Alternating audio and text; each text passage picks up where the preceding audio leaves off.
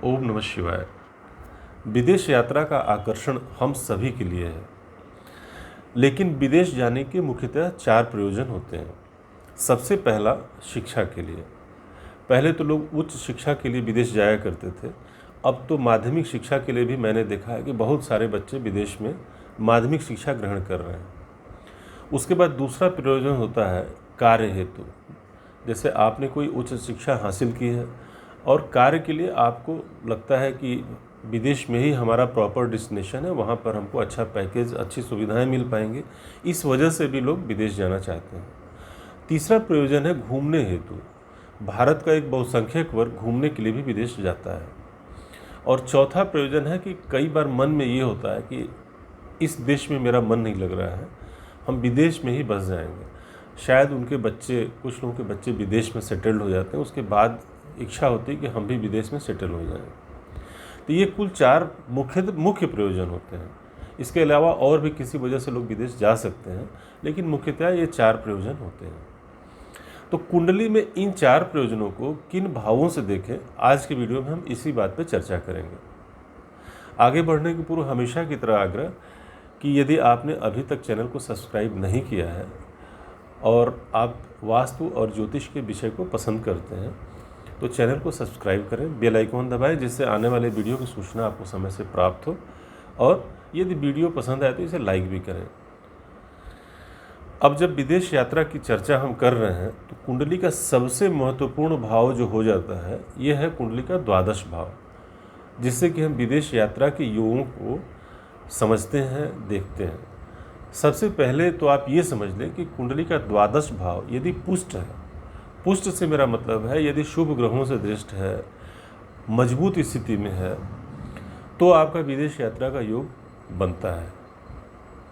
और भी जो कॉम्बिनेशंस होते हैं जिनके बारे में हम बात करेंगे, लेकिन सबसे पहले आप द्वादश भाव की स्थिति को देखें।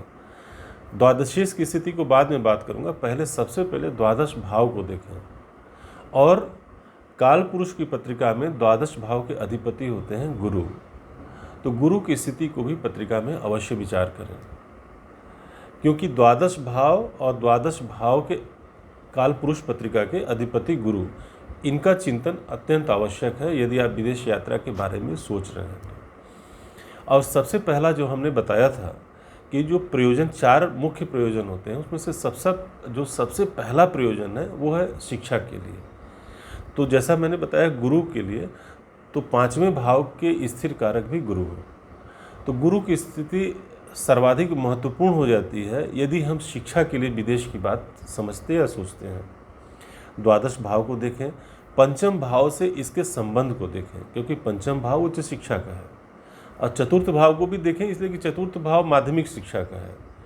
जब आप शिक्षा की बात कर रहे हैं, जैसा हमने बताया कि अब तो माध्यमिक शिक्षा के लिए भी लोग विदेश जा रहे हैं, इस स्थिति में पंचम भाव का विचार अत्यंत आवश्यक है। और साथ में चतुर्थ भाव का, यदि आप माध्यमिक शिक्षा की बात करते हैं तो इस भाव को भी देखें कि इनका संबंध क्या द्वादश भाव के साथ बन पा रहा है। और जब भी बात करें आप शिक्षा की, चाहे किसी भी भाव की बात करेंगे, तो जैसा शास्त्रों में कहा गया है, समय काल और परिस्थिति को देखकर ही बात करना चाहिए। तो जो जातक की उम्र है उसके अनुसार ही आप इस भाव को देखें और विचार करें।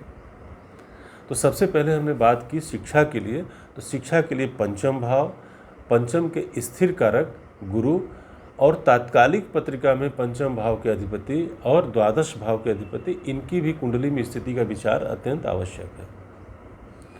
इसके बाद हम दूसरी बात करेंगे, यानी काम के लिए विदेश जाना।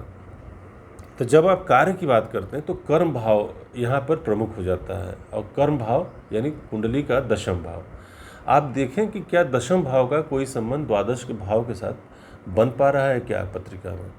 यदि ऐसा है तो फिर मैं बताऊंगा, फिर मैं जस्ट रिपीट कर रहा हूं मैं, कि समय काल और परिस्थिति का विचार आप अवश्य कर लें। किस जातक से आप बात कर रहे हैं, किस लिए आया है, ये ध्यान रखना अति आवश्यक है। यदि जातक आपके यहाँ विदेश यात्रा के बारे में बात करने आया है और काम के सिलसिले में, तब आप उसकी पत्रिका में ये अवश्य देखें कि क्या दशम भाव का संबंध द्वादश के साथ स्थापित हो पा रहा है। और पुनः द्वादश भाव की स्थिति और दशम भाव की स्थिति, दशम भाव के स्थिर कारक शनि की स्थिति का भी विचार आप अवश्य करें। जब भी आप दशम भाव की बात करेंगे तो आप ध्यान दें कि दशम भाव यानी कालपुरुष की पत्रिका के दशम भाव के अधिपति शनि हैं। तो शनि की स्थिति को भी जानना अत्यंत आवश्यक हो जाता है। तो तात्कालिक पत्रिका में दशम भाव के अधिपति शनि, द्वादश भाव के अधिपति और गुरु की स्थिति, इन चार के विचार के उपरांत ही आप ये बताएं कि विदेश यात्रा या विदेश में कार्य करने के क्या योग बन पा रहे हैं। इसके बाद अब आती है यात्रा की बात कि घूमने के दृष्टिकोण से यानी टूरिज्म पर्पज़ से यदि हम जाना चाहते हैं तो हमारा टूर कितना लंबा होगा, इसके लिए तो बताने की आवश्यकता नहीं कि नवम भाव से विचार करते हैं। नवम भाव के साथ यदि संपर्क बन रहा है, वैसे भी कुंडली का यदि द्वादश भाव पुष्ट है, शुभ ग्रहों से दृष्ट है, तो विदेश यात्रा का योग तो यूं ही बन जाता है। लेकिन फिर भी पत्रिका में नवम और तृतीय भाव को देखना, क्योंकि शॉर्ट जो ट्रिप्स होती हैं, छोटी छोटी यात्राओं को हम तृतीय भाव से देखते हैं और लंबी यात्राओं के विचार हम नवम भाव से करते हैं। तो आप ध्यान दें कि क्या नवम भाव का संबंध द्वादश भाव के साथ बन पा रहा है। अगर द्वादश भाव के साथ नवम भाव का संबंध बनता है तो विदेश या में घूमने के योग आपके मजबूत हो जाते हैं। आप विदेश यात्रा आपकी पत्रिका में लिखी हुई है। इसके बाद अंत में बात करेंगे विदेश में बसने के योग के बारे में। इसके लिए फिर से ऐसा लगता है कि आप जैसे प्रबुद्ध जनों को बहुत बताने की आवश्यकता नहीं कि अब चतुर्थ भाव से हम इसका विचार करते हैं।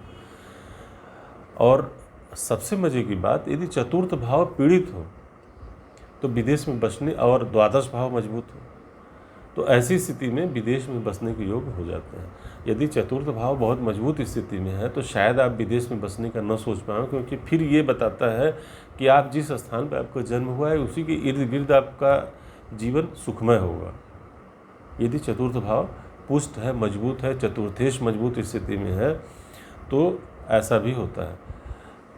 चतुर्थ भाव पीड़ित हो, द्वादश मजबूत हो और द्वादश से चतुर्थ भाव का कोई संबंध स्थापित हो रहा हो तो आपके विदेश में बसने के चांसेस बढ़ जाते हैं। तो आज की वीडियो में इतना ही। ये वीडियो आपको कैसा लगा बताएं, और यदि इससे संबंधित कोई प्रश्न है तो वो भी कमेंट बॉक्स में लिखें या हमारे व्हाट्सएप नंबर पर लिखें।